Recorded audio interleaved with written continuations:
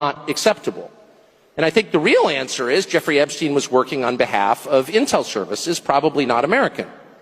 And we have every right to ask, on whose behalf was he working? How does a guy go from being a math teacher at the Dalton School in the late 70s with no college degree to having multiple airplanes, a private island, and the largest residential house in Manhattan?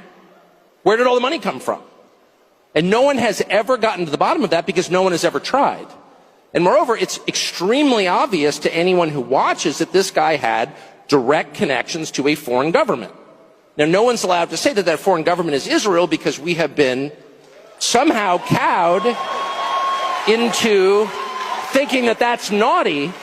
There is nothing wrong with saying that. There is nothing hateful about saying that. There's nothing anti-Semitic about saying that. There's nothing even anti-Israel about saying that. I've spent my entire life pretty much in Washington, where I knew and loved a number of people, including one very close person who worked at CIA.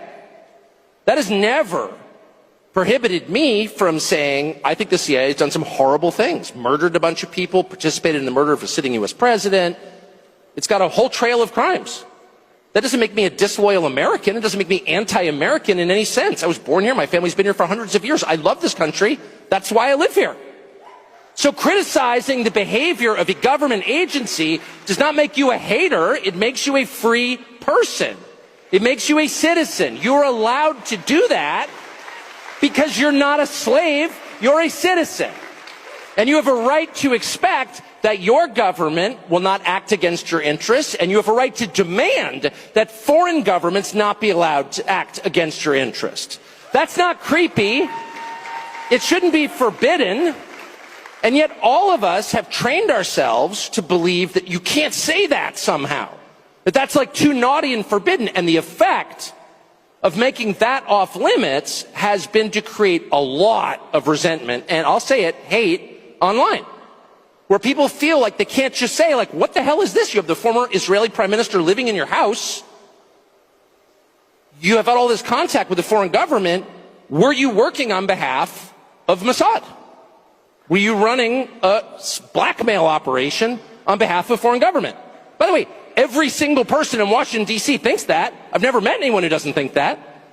I don't know any of them that hate Israel, but no one feels they can say that. Why? And I think the longer that we play along with it, the more subterranean and creepy and hateful the conversation actually becomes. So I think it's better just to say it right out loud. Did this happen? And of course that question has been asked to the government of Israel, and their answer is, we're not going to tell you. And I think our answer should be, no. As long as we're sending you money, if you were committing crimes on our soil, we have an absolute right to know, did you do this or not? And yet everybody has been so brainwashed into thinking that's somehow an expression of hate or bigotry, when it's not. It's a baseline question that every U.S. citizen has a right to an answer on. What the hell was this? And by the way, if it turns out that it was nothing